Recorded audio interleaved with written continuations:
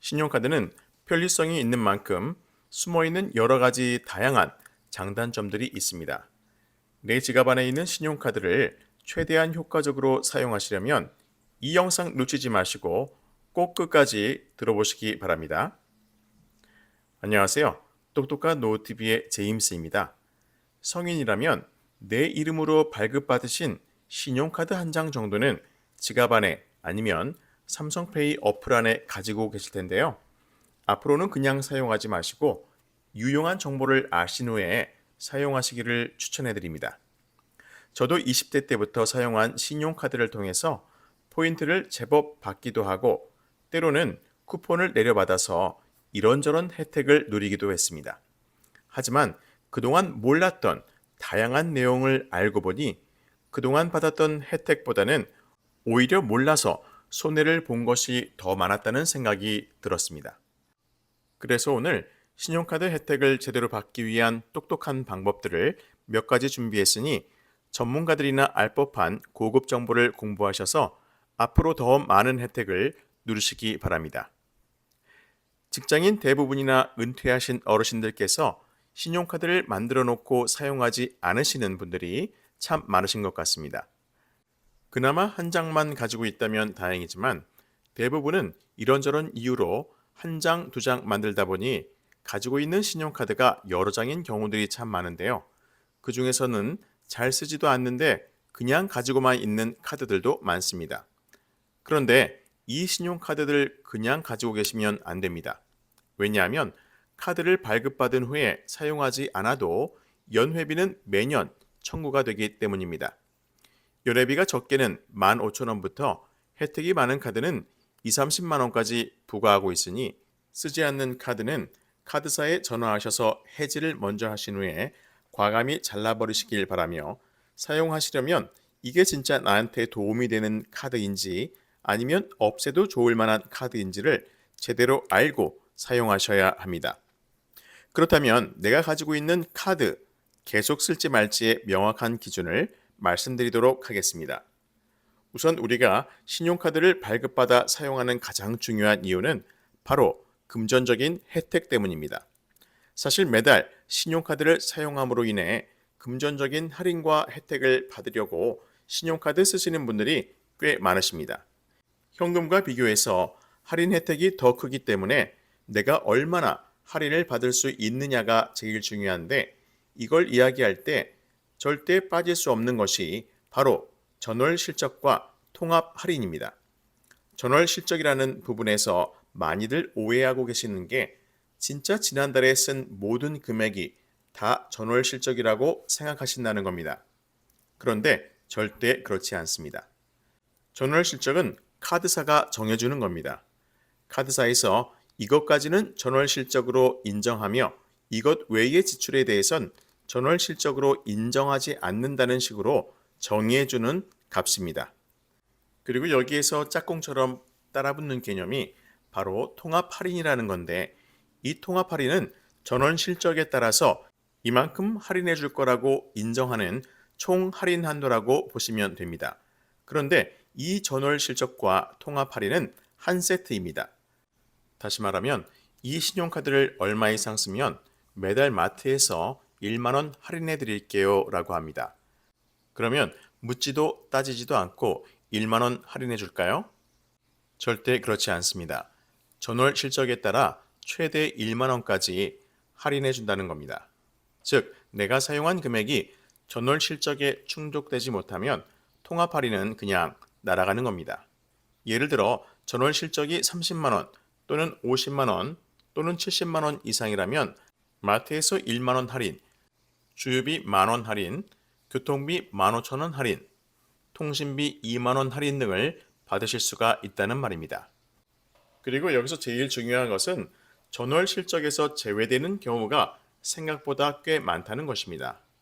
우리가 매달 일상적으로 빠져나가는 돈인데도 이 돈을 전월 실적에서 인정해주지 않는 경우가 많습니다.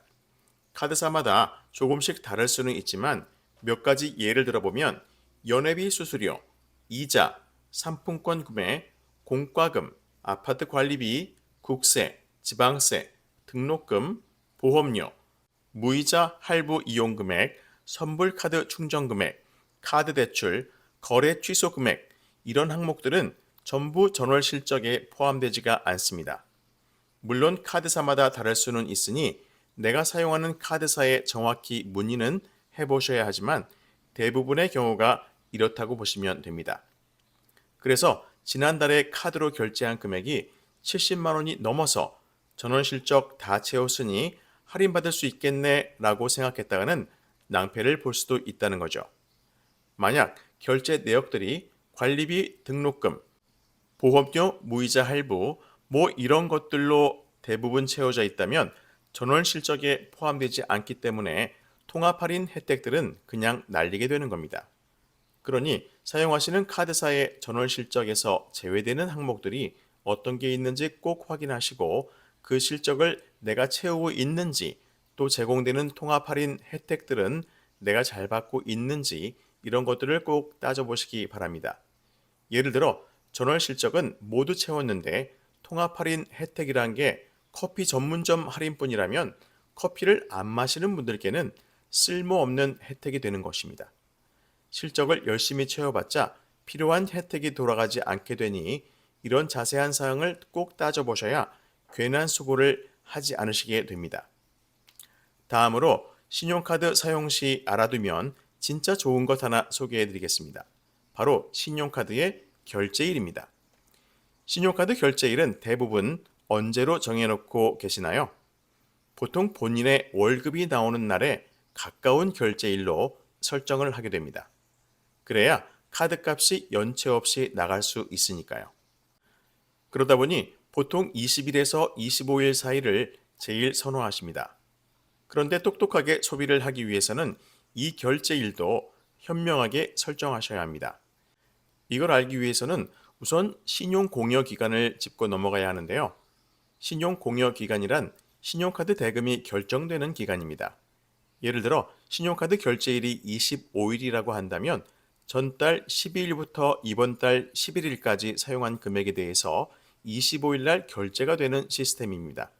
그런데 이게 어떤 불편함과 문제가 있느냐 하면 내가 실제로 월 기준으로 지난달에 사용한 금액이 얼마인지를 명확하게 파악할 수가 없다는 것입니다.